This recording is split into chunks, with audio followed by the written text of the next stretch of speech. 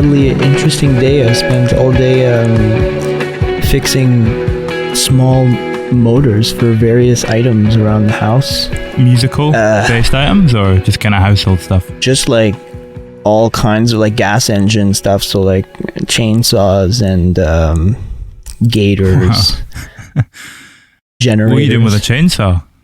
Oh, my family has a cottage property up north of where we live, and we do a lot of logging there because everything is run by wood stove. We need a lot of firewood for that, so I see. It gets to the point where you're like buying quarts and quarts of wood, like the commercial way, and then you just decide, screw this, man, I'm gonna get a chainsaw and learn the skill. More fun that way. Yeah, when you got the trees, the chainsaw is the only thing in the way from unlimited firewood. Is that a pretty remote kind of cottage? Yeah. Honestly, it's my favorite place in the world because of how remote it is. It's on a lake, and there's no one else on the lake, so it's like a weird private provincial park at night, and it's almost like you're in a park that's closed or something. It's really trippy.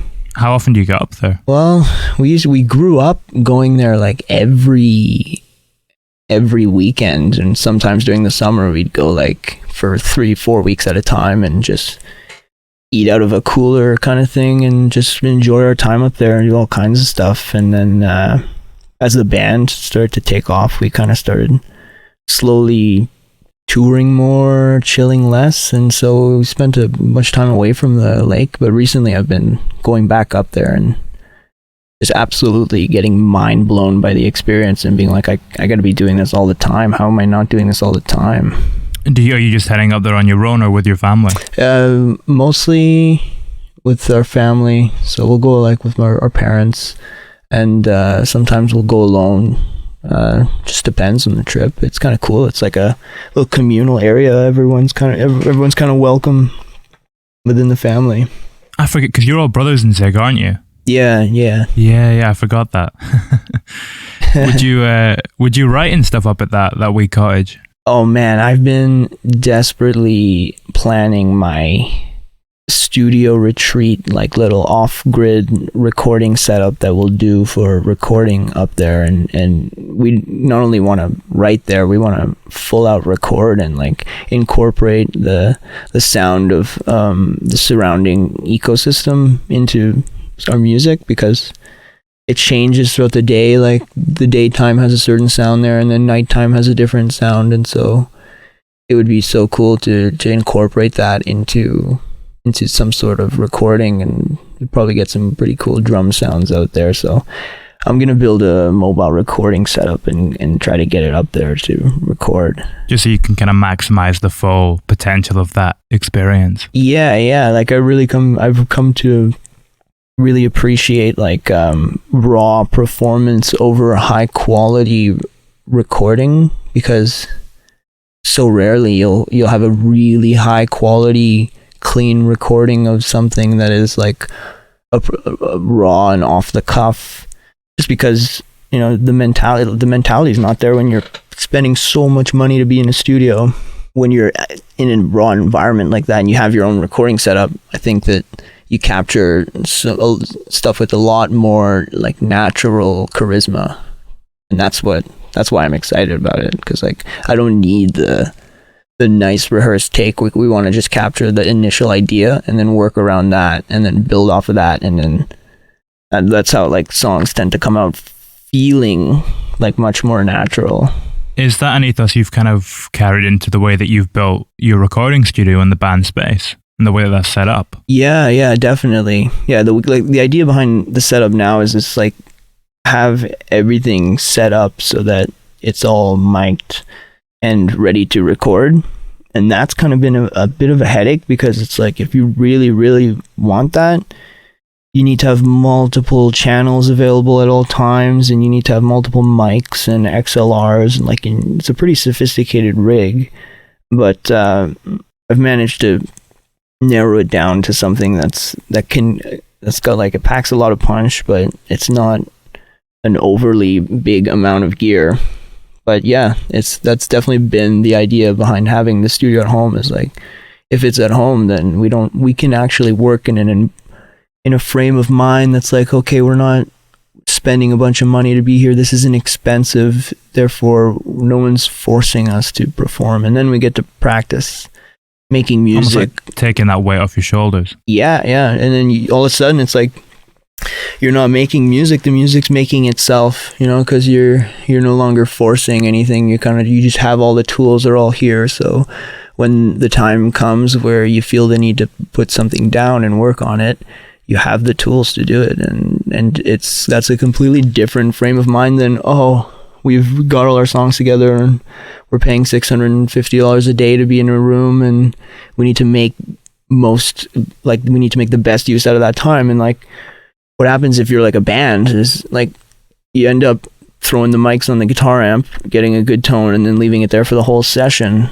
Same thing with the drums. You don't move anything, and you kind of just rush through everything to maximize the return on your investment. So I'd much rather have the investment be in a shitty recording, like quote shitty recording setup, than access to a high quality studio setup for a fixed amount of time, but never be able to go back in there again. Like, it's much more, it feels much more like the music grows with the artist in this way. So it's been really interesting. I guess as well, if you're in quite like what you said there, you're going into a high quality environment that you're unfamiliar with, you're probably more likely to play it safe in some respects, because like you see, you're wanting to maximize your time. It's okay, let's just mic this up like we usually would. Let's not take any risks. Let's just put all the boundaries in so that we feel comfortable, and you don't get as wide a space to explore creatively, maybe. Yeah. And there's also like an observation effect I've observed. That's like really, really good tracking engineers will make themselves unnoticed in a room, and even at that, it's like, there's something different about performing and being alone in your performance, because it's just so much more meaningful. It's like, because the thing is, like, you have a musical moment, and then in the moment it's fantastic, and then as it expires, you kind of just like turn around to look at it again. And oftentimes I feel my experience has been kind of just looking back and cringing a little bit at how much it meant to me. And so, yeah, I think that you need to get in that space where you're doing things that you would be cringing if you had like an analytical frame of mind. And to get to that place, I find it really helps to be alone and to not even have to consider the possibility that somebody else is listening to you try to do something. And then all of a sudden it's like, you can try all sorts of random things, and you just need one of those things to be successful and you can make a whole song revolve around one little thing like that.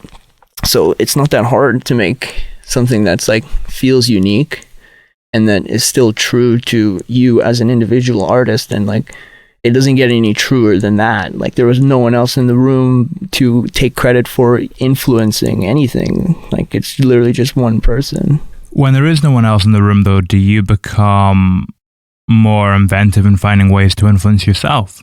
Probably.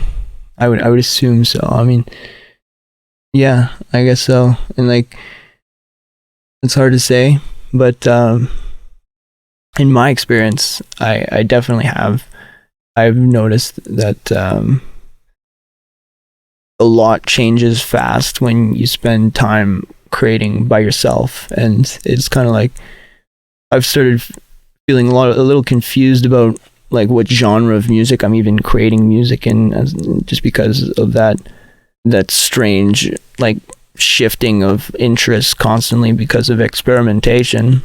Yeah, I've noticed for me it works. And then like, I have a really good relationship with my brother Quinn, who's the drummer in our band, who is like, we have a very interesting dynamic that's like, we can kind of experience that same frame of mind but together in the studio, and those are really special moments. Like, and it really depends on us both being in the right frame of mind and like not having too much else picking at our minds. And then, we happen to line up together in the studio, and it's like, oh, you want to do something? yeah, let's work on that idea. And then all of a sudden 2 days go by and we have a song put together, and it's like, wow, it really just did itself. How does your headspace when you're producing Zig differ to, or compare to rather, when you're producing other bands? That's a big difference I've noticed. In fact, like, I think that working in Zig is like the production work that I'll do for other band is one slice of what I would do for Zig Mentality. It really is less of a scatterbrained process when I'm working on other people's music, because I can actually focus on just producing.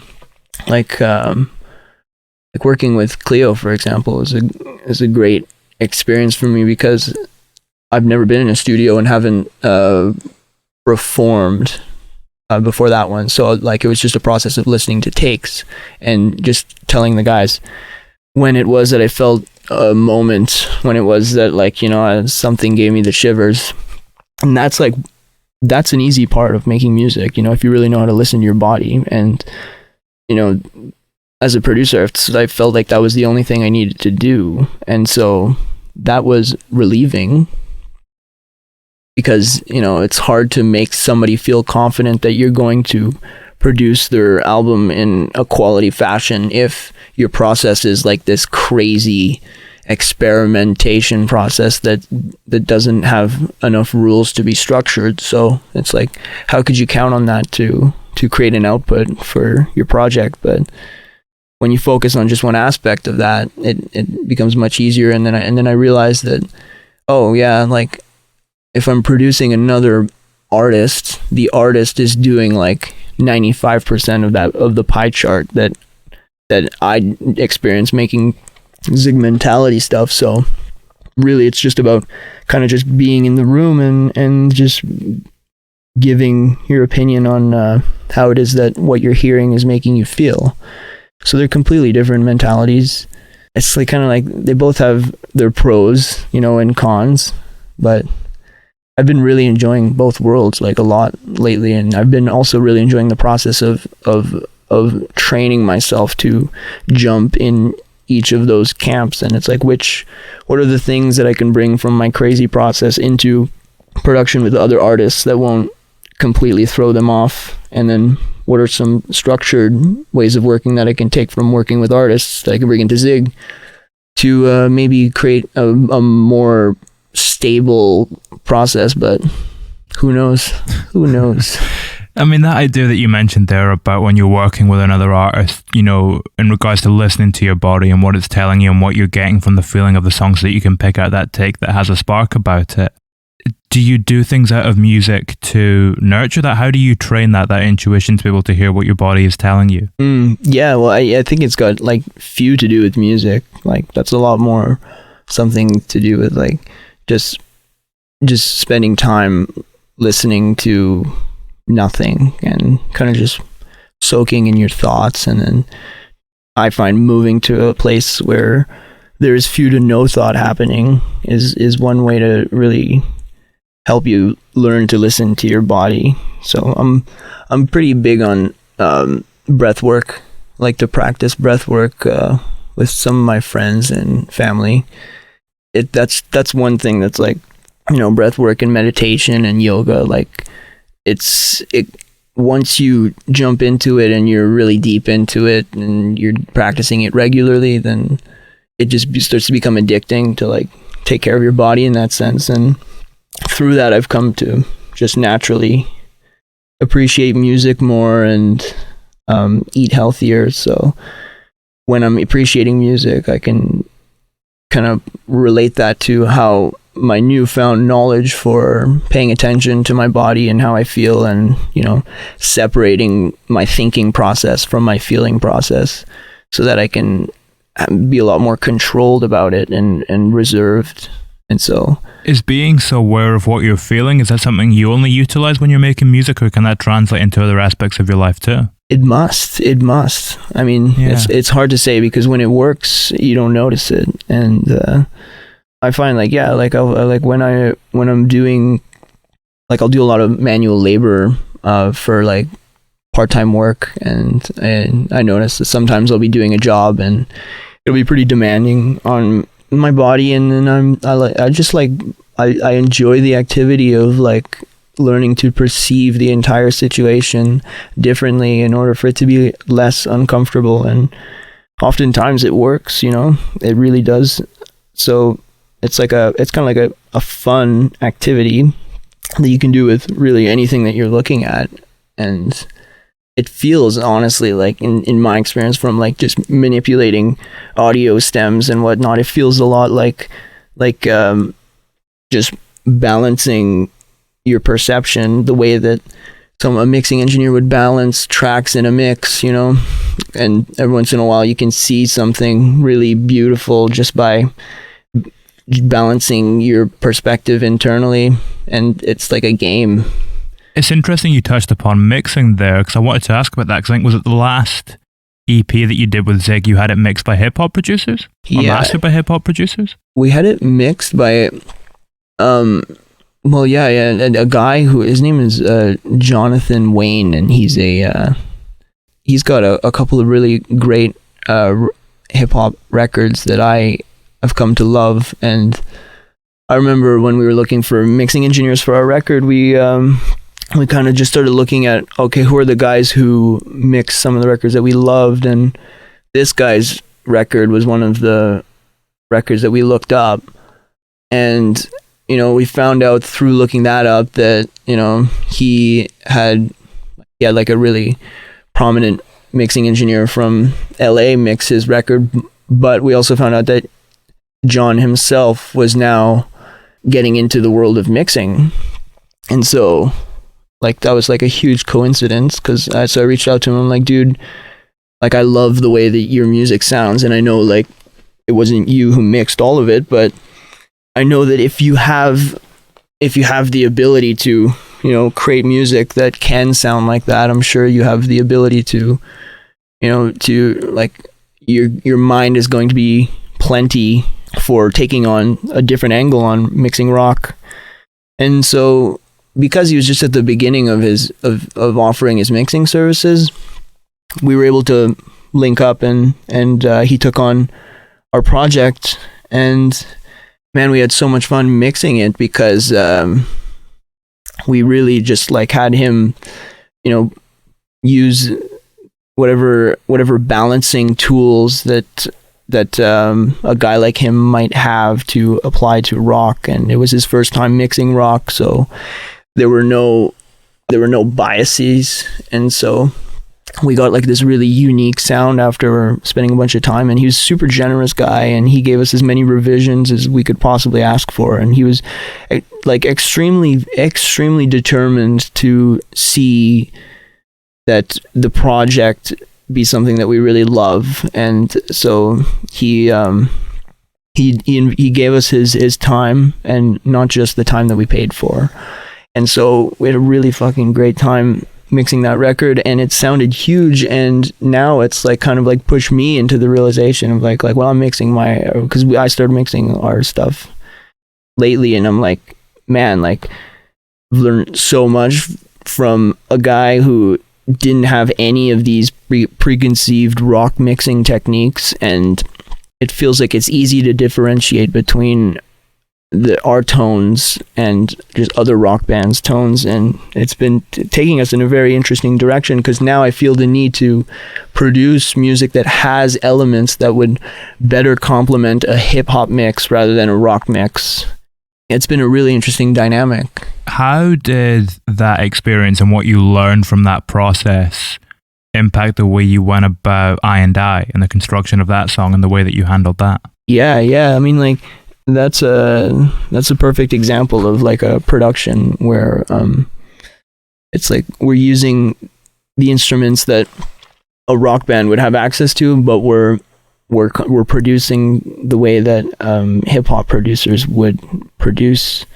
I can't tell you how much of that was just knowledge that I picked up from just working with John on the mixes throughout the Cleo record as well, because he also mixed their album. There's a big bass moment in 2008 on their record that John really killed, and I remember talking to him, and he had mentioned that one thing he felt was important about making sounds feel good was that they were put in some sort of natural environment. That just really inspired us to just really go for a much more ambient, dirty, natural sound all across the board, including our 808s, like in our basses. And so that was extremely interlinked with my experience working with John on the early Zig stuff as well as the Cleopatrick stuff. Why is making it feel like it's in a natural environment important? What does that give to it?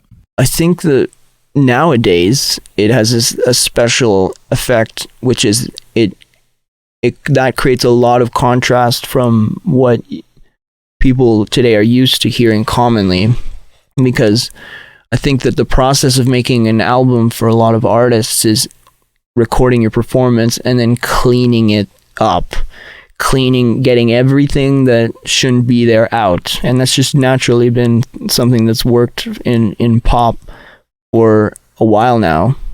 So there's an oversaturation of that sound, and I think that when you offer somebody the opposite of that, they notice it, and they resonate with it. And it's also something that, you know, I feel like there's a certain part of your brain that recognizes when something feels played by a human versus not played by a human. And I think that by making things feel more natural, you're accomplishing the effect of tricking somebody into thinking that it's a human that's performing what it is that they're hearing. That's the name of the game for me, is about, because I think like when people recognize that this is a human, they just, the empathy kind of kicks in much stronger, and people are able to have a bodily experience with the music. And then that's how that's how I would know that I like something. And that's just really my taste. A lot of people really enjoy highly quantized stuff because it's in vogue. But yeah, I think I'm working in a niche, and that niche is a niche that really appreciates contrast. Yeah, it kind of ties into what's been spoken about the Cleopatrick album too, in regards to, at the heart of that was authenticity and honesty. And yeah, exactly. I mean, it's an environment that feels evocative of that too. From a producer's point of view, when you're going in with them and you're working on that record, how do you go about cultivating an environment in which, like those, for instance, both that making it sound human and making it sound natural, but also what we talked about earlier on, you know, those little moments that occur when you're looking for that take. How do you go about cultivating an environment where all of that can kind of occur together?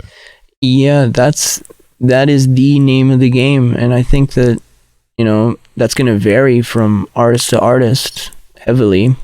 It's about making it so that my job is to do the least amount as possible. And there are many ways to do that, but I think vaguely and generally speaking, the mission would be to empower the artist to get to that space where they're confident to experiment with their ideas, you know.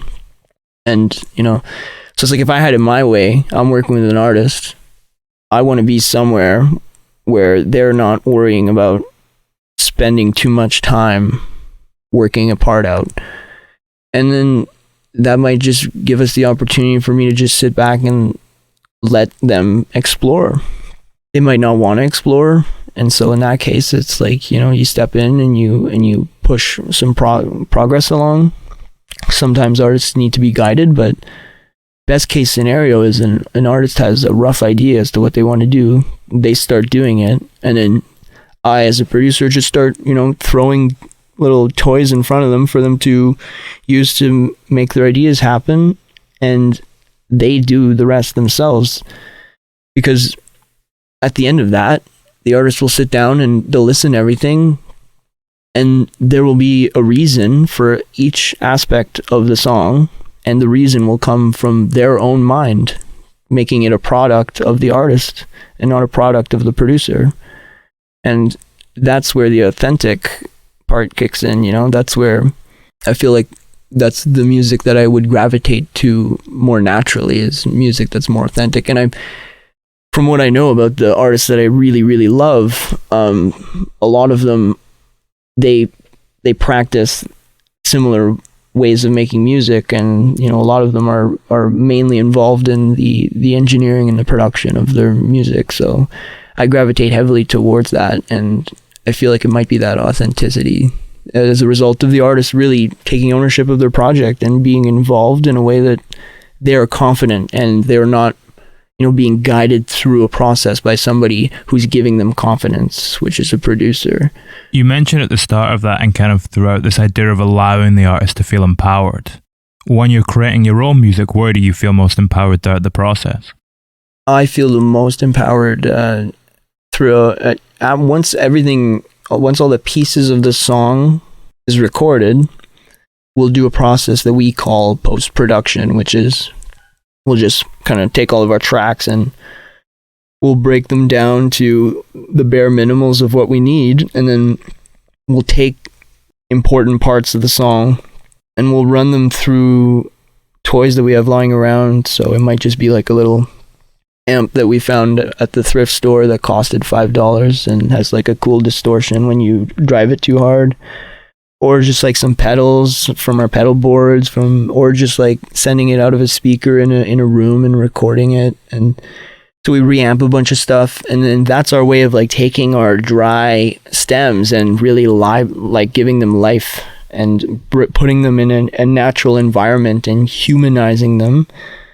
And then that all comes back together to get mixed, and that's throughout the process of the post-production, throughout into the mixing.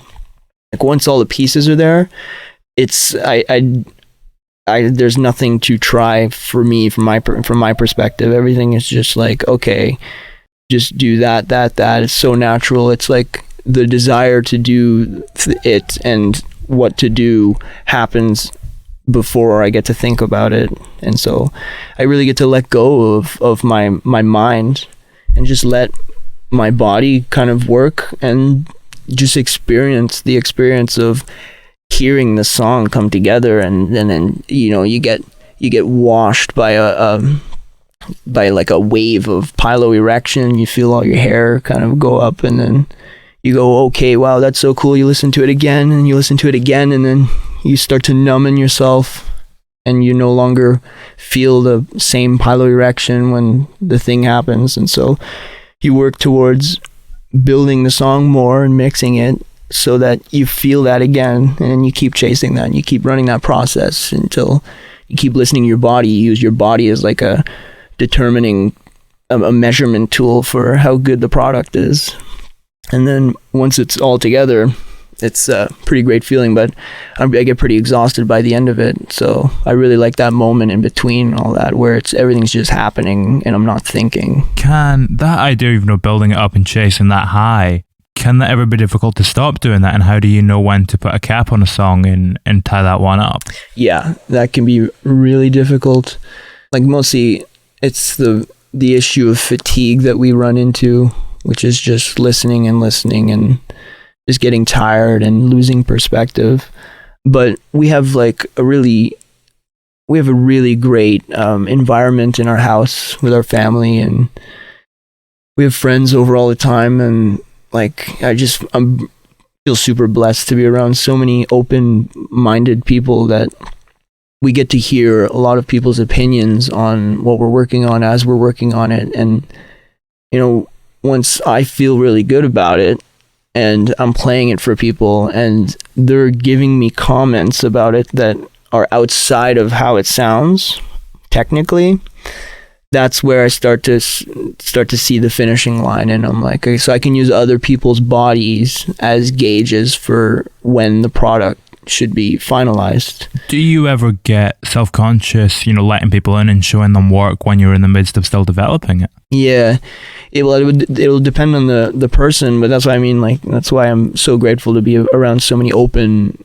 people, because I've learned that there's no real need to be self-conscious around these people. So those good relationships are really nice for bouncing ideas off of and not worrying about judgment, because everyone understands. Everyone here has the experience of creating, and they know what it's like, and they know what experimenting is. And so, but you do feel it when you're playing it for somebody who might not appreciate all that, who might be looking for, someone, like a lot of times you'll play something for somebody and they'll kind of like expect the final product, and you'll just want to see what they think of the in prog version of it. But then you realize that really that doesn't matter. It doesn't matter if it's in prog. All that matters is what's coming out of the speakers.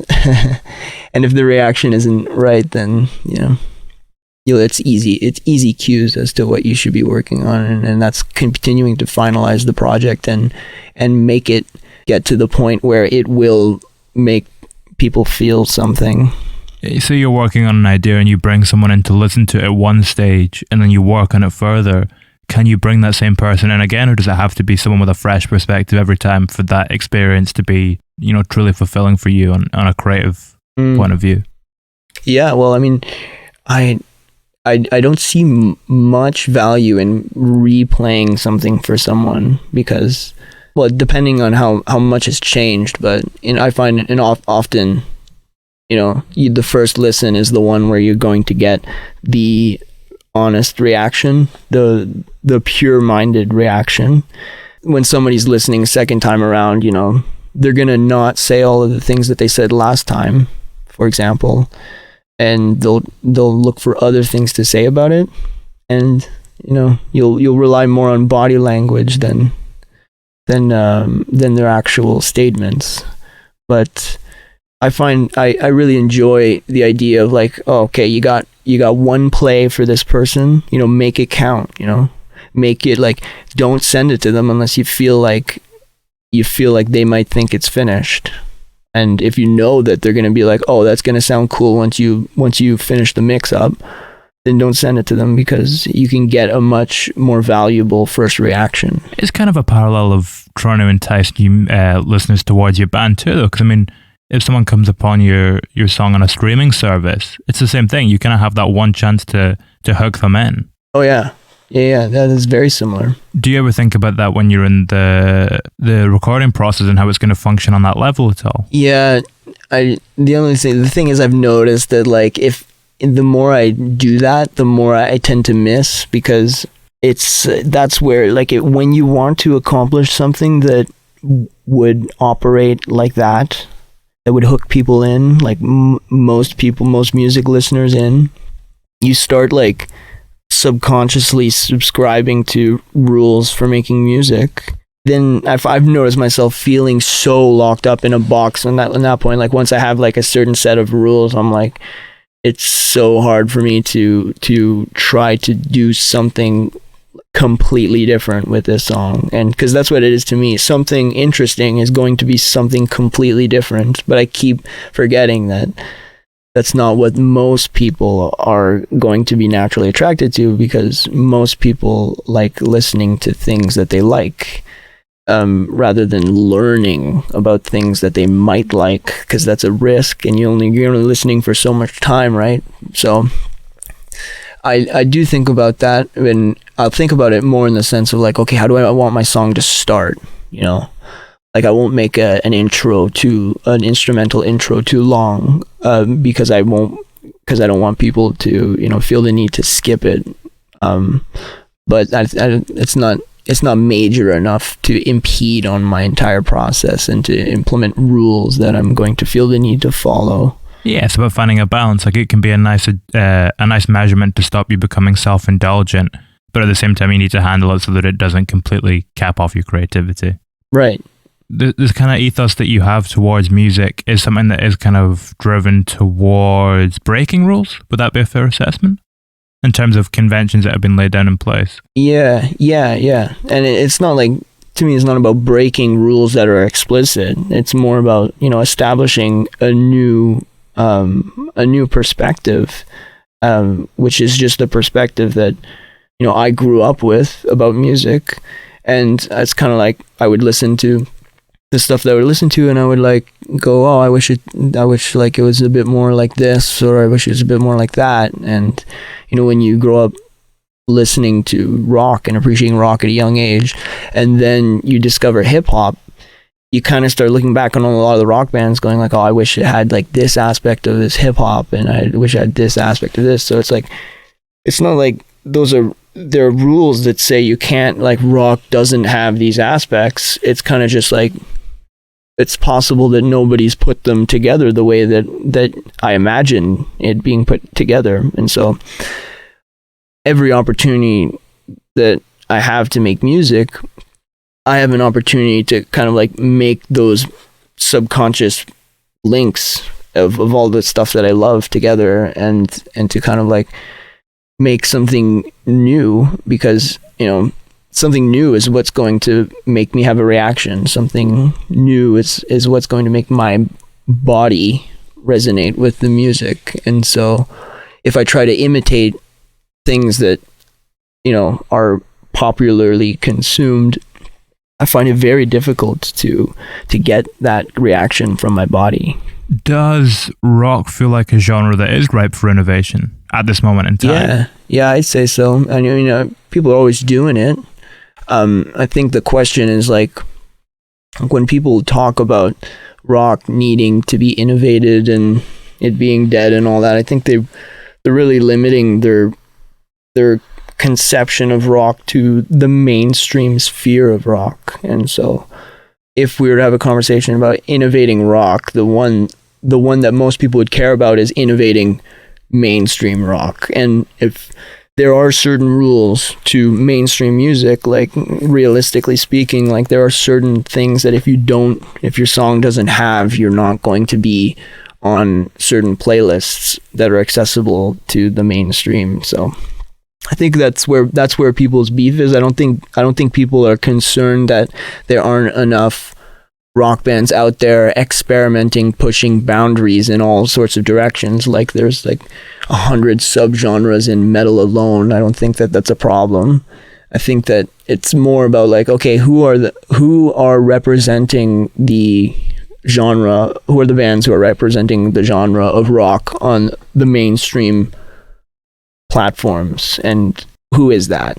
And so right now I think like you got two options. You know, there's like a classic rock, like an homage to what rock used to be, which people like. I noticed a lot of people resonating, particularly in older demographics. And then there's like a younger, more like electronic kind of rock that stems from like the White Stripes era. All these bands coming out of being influenced by those guys. It's like there's that whole sound. And so I think that people just aren't necessarily satisfied with those two versions, and so there's plenty of space for other versions that can like, you know, make that more modern rock fan. Like, so somebody, mainly it's like people like me, and when I say like me, it's be like people who have an affinity for rock and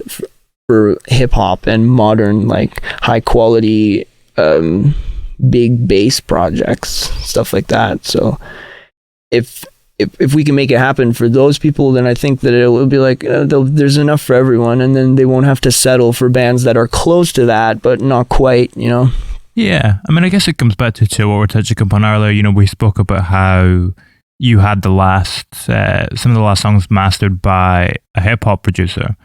The influence of rock has almost become amalgamated into that genre to a certain extent as well. Like if you look at a lot of the SoundCloud rap and stuff that's coming out, it's all very kind of heavily rock influenced, particularly like in the guitars and stuff that feature and that type of thing. Yeah, no, totally. I think that's one thing I really admire about a lot of authentic hip hop artists, is they aren't afraid to incorporate those things, and they aren't afraid to marry those two cultures. You know, like you saw Post Malone do it like pretty aggressively. Like once he was successful in the world of hip hop, he did a lot to kind of equally bring in his passion for rock with that, you know. And that's a good example of like, hey, like if an artist like Post Malone is as big as he is, and you know he's big because of his hip hop, then that's an indicator that like, hey, look, like hip hop is just naturally more appealing to more people. So if you're looking to make popular music, it's a good place to start. Like for like if you have interest in hip hop, like there might be more people out there who would be interested in whatever kind of rock music you would like to make, as long as you're open-minded enough to let different tricks and let different techniques from other genres spill into your production process. And you don't really get that when you're a band and you want to record, so you contact a producer, or you just contact a studio and you go in, and the engineer just gives you, they just mic up your kid. Guy. Yeah, exactly. And then all of a sudden you have these guys who are like, okay, cool, another rock project, load up the rock presets, just got to make it sound like this, send it off to our mixing engineer guy who does all our rock stuff. He's going to do his thing. It's going to sound exactly like that big successful drum sound that we do on every record that sounds great. And then collect our payment here, and then we'll be good to go. Which and it's like a lot of bands are doing that simply because it's the more economical choice. It's like a one-time payment thing, and you don't have to get involved in a growing relationship with somebody who's going to empower you to get your own recording set up, and to start small, and to grow, and to learn the skills so that you can be as equally involved in the production and the mixing and the mastering and the finalizing of your project as you are performing it. Where does it feel like to you that the industry kind of sits on this at the moment? Is it something that's very much gunning for it to keep pushing forward, or is it content in the same way to kind of just channel that older sound and stick with what they know? Like the industry-minded people who work on rock will do everything that they can to do what already works, and I think that makes sense. Like that's what they should be doing. They're involved in, like, labels and many sensors are involved in farming new artists that will make money and within the particular niche of the genre that the label is in. So it makes sense for it to work like that, because I think realistically you can't expect all artists to be that determined and creative. Like it takes a special kind of dedication to chase the process that heavily. Some people just want to play in a band and like it be that. And I don't need to dedicate my life to learning how to make my craft presentable and to have the most amount of control that I can over presenting that. I've noticed that when you step outside of that world, in the world of artists who are like pushing this message that's like anti-label and anti-industry, I think you would even find a lot of artists who don't have the motivation. So there's a good use for labels, and there's a good use for that perspective, which is there's something that works here and it's good, let's just keep pumping that out. But I think the target and the goal for any artist should be to be able to innovate and to do something outside of that. And so and I don't think that every artist will succeed to do that if they tried, but I think more artists would succeed in doing that if it was more of a common thing, if it was more natural. And I think it's coming with, like, we've seen even with the COVID lockdowns, everyone's kind of just started turning towards, okay, like a lot of my musician friends are like, I guess I'll just like start investing in being able to record myself. And you're starting to see a more online, world develop, and people are starting to apply like more of a do-it-yourself mentality in general. So I think that out of that will come this really wicked bedroom producer movement, and eventually it'll be like somewhat of a norm for artists to be working in their own setups and to be heavily involved in the technical aspect of it. Yeah, it democratizes it more so too. Right, yeah. And like you even see it in like companies that sell pro audio equipment. A lot of them have shifted towards making smaller units that are being marketed directly to people who are bedroom producers, because you can make a product that's like really high quality for like an 8-channel preamp rack, like, but if only studios are going to buy it, when you could be making a 1 or 2 channel rack that multiple bedroom producers might be buying, then it makes more sense to make it for that bigger market. So it's definitely obvious that this is a huge market, and studios are having a tough time booking people. A lot of studios are closing down, and that's a reaction to all of this. And the one thing that I think really hurts in all of that is that people are rushing too fast in abandoning the art of acoustic drums and the art of recording acoustic drums. And a lot of people are turning to program drums, which, the software works really well, but it's so hard to humanize program drums and to make them feel organic. So that's one thing that I've really latched myself onto. That's why my rig feels so big, and I need so many channels on deck so that I can have that record anytime vibe. Just, it's always set up, and I can have many microphones and still be able to capture an acoustic hit like that. We were touching upon, the idea of innovation a few moments back too. Say you have a song that you're working on and you're experimenting and you're trying to innovate, but it doesn't quite pan out successfully. How fulfilling does that remain for you, even if it doesn't work, but you're still putting forth the effort to innovate in the process? Yeah, well, you definitely learn a lot that you wouldn't do later or might do differently later. And so that's the great thing about having infinite access to a place to experiment, is that when something fails, you get to confidently write it off as an experiment, and you're not writing it off as an experiment that costed you a lot of money. And because that can hurt, and that can make failure feel like you want to avoid it.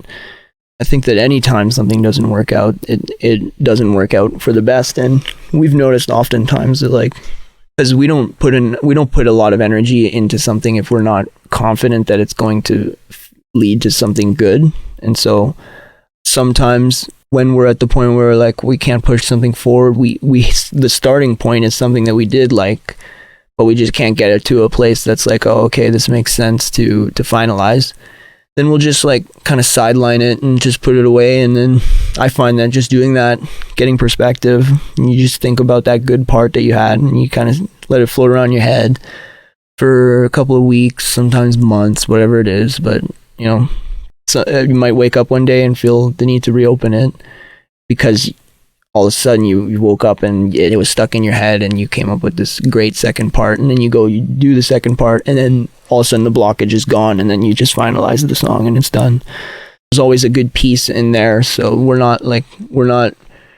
it's interesting because we're not just throwing stuff to the wall and seeing what sticks. We are still filtering stuff as it comes out. So we can be confident that, if we invested the time in throwing up mics and recording something, then it was good enough in our head at one point for us to be like, we should record that. And so that we can be confident that it will be good in the long run if we don't end up finishing it now. I mean, you mentioned earlier on too about the idea of trying to innovate in the direction of humanizing programmed drums. Are you more successful at innovating when you have a purpose like that in mind that you're working toward? Yeah, because sometimes what will happen is I'll have theoretically an idea of something, so I'll innovate theoretically, and then it will be a fun process of trying to accomplish what I thought up in a technical realm, so that it could actually come out of the speakers the way that I'm imagining it. And yeah, that is an interesting experience. I find that it's a bit narcissistic, because it's oh yeah, look how incredible I am accomplishing this. I managed to decode this, and I solved it, and I figured it out myself, which is great. But I find that once all that is said and done, I'm often feeling very grateful for the capability, which is something that we constantly repeat to ourselves around here. It's man, am I ever grateful to have the capability so that I could do that, so I can sit down and do that, and I don't need to contact somebody and ask them to help me to figure it out, and then them apply their best way of doing it to to figure it out, and then not know how to solve it myself because someone else did it. Yeah, I guess it comes back to what we said about authenticity, and that it's far easier to be truly authentic if you're fully in control. And it does mean that you're going to lose some of what people call quality, because it's not going to be made by somebody who was getting paid and was preoccupied with cleaning things up, so that there wouldn't be a little thing left over that somebody would be like, oh, that doesn't sound good. Why am I paying you so much for you to do such a terrible job? So the product ends up being more authentic, and it sounds how most people would describe as lower quality, but it's really the long road that matters, because in 20 years time, when people are looking back and it's like, oh, all of this sounds similar and this sounds different, better might be completely different.